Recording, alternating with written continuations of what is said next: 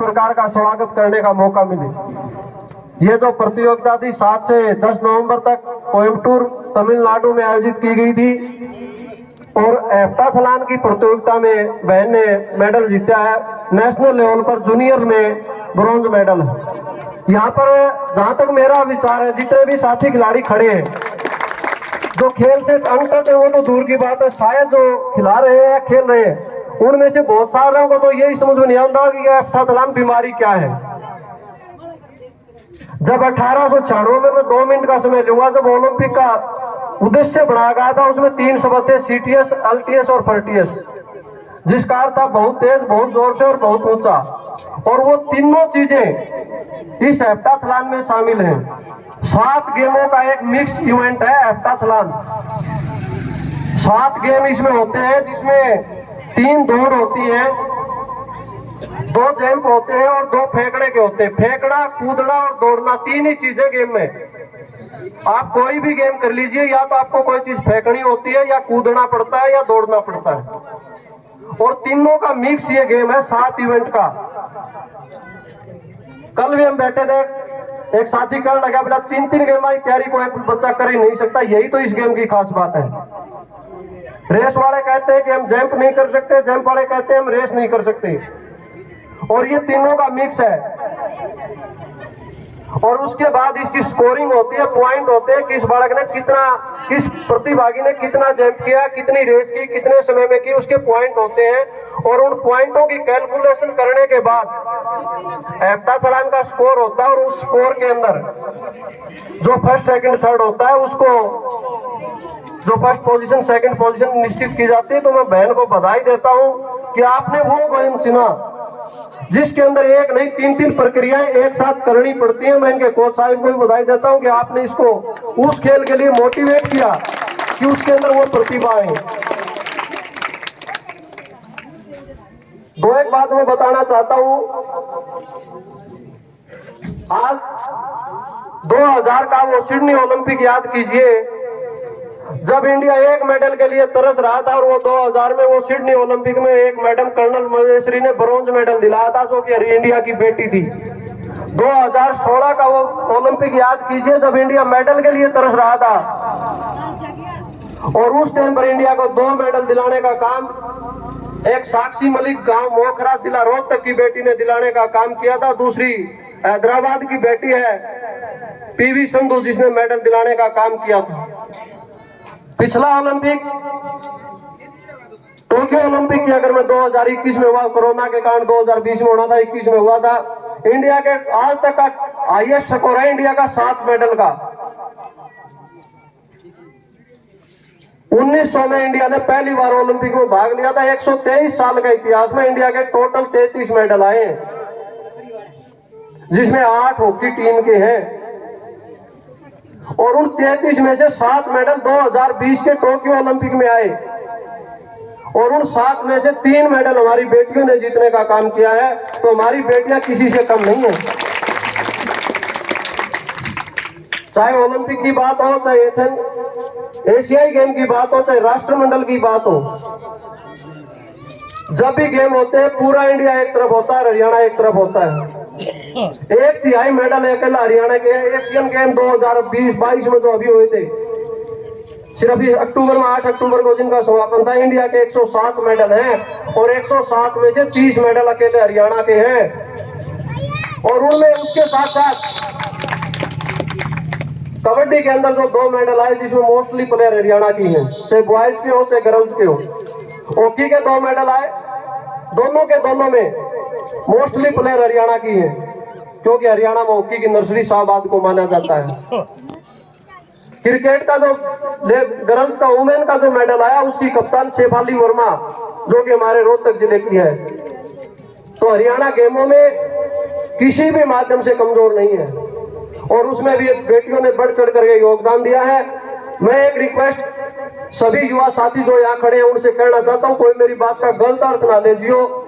हमारे गांव के बड़का में हो सकता है किसी बड़क के दिमाग में गलत बात आ जाए, लेकिन उसका अर्थ गलत ना ले लियो। हमारे बड़का में एक ही स्लोगन है, बोले आर्मी आर्मी आर्मी।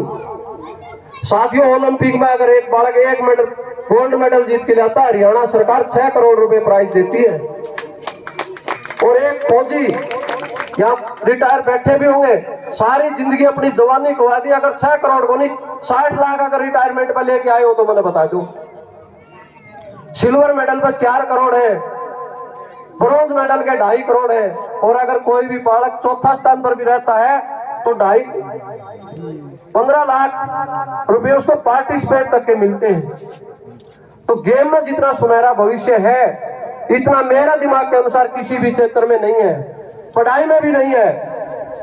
कई पेरेंट्स ये बात कहते हैं, क्योंकि मैं इस लाइन में कई दिन से थोड़ा बहुत हाल रहा हूँ, बोले हमारा बालक ने 12 महीने ग्राउंड में जाती हो गए, क्या कराया चाचा विजेंद्र यहाँ बैठा या बेबे आड़े बैठी है। 6 साल पहले तो मेरे संपर्क में हमारे स्कूल में उड़द भीमाड़ा स्कूल में या प्रैक्टिस करने गई।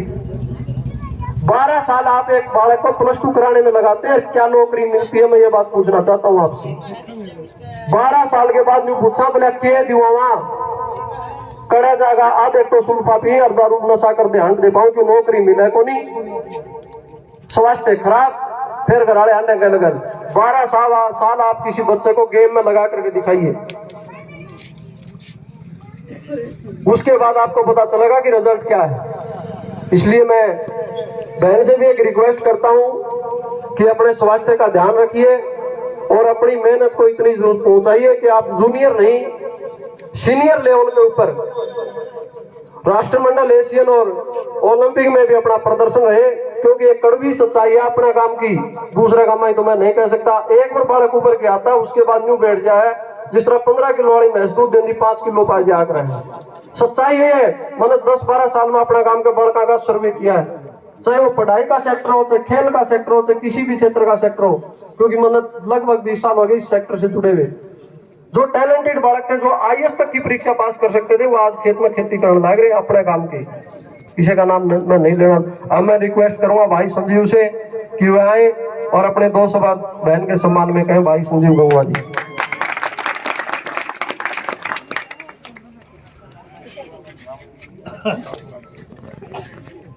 बहुत ही आदर व मान के होके चाडवा गांव की तमाम सरदारी, पूरी पंचायत, मेरे समक्ष उपस्थित सभी बुजुर्गगण, सभी सम्मानित सज्जन, मातृशक्ति माताएं बहनों, और आज की मुख्य आकर्षण के अंदर हमारी बहन, हमारी बेटी प्रिया। सबसे पहले तो मैं आपको नेशनल में मेडल आने पर बहुत बहुत बधाई देता हूं, शुभकामनाएं देता हूं।